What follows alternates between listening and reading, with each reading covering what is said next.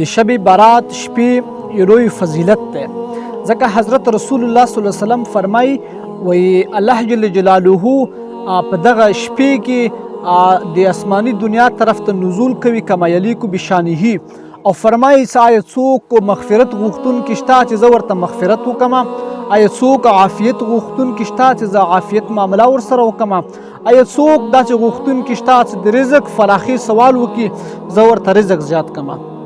دغه فضیلت د شب برات دغه شپې کې الله جل جلاله د ډېرو مخلوقاتو برات کوي، خو ځینې کسان بیا دغه شپې کې د هغوی برات نه کوي.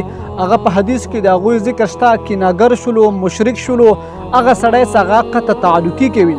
خو لیکن په دغه شپې یو بل شی کېږي چې هغه ته بدعات ویلی شي، د هغه بدعاتو نه ځان ساتل ضروري دي، ځکه یو سړی د دې نیت باندې هغه عملونه کوي چې ما ته به د دې اجر میلاو شي، ما ته به د دې ثواب میلاو شي، حالانکه هغه ته د هغې الټا عذاب میلاویږي، هغه د هغه په دې باندې پکړ کیږي.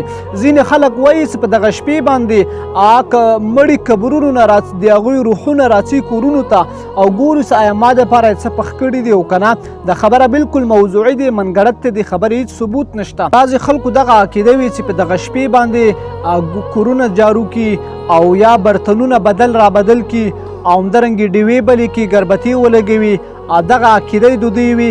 نو دغه عقیده هم د کفارو رسم او رواج دی او د حدیث تشبه د وجې نه دا هم حرام دی، ځکه دا کار د کفارو دی. ومن تشبه بقوم فهو منهم، او چا چې یو قوم سره مشابهت وکړو هغه قوم د دوی نه دی.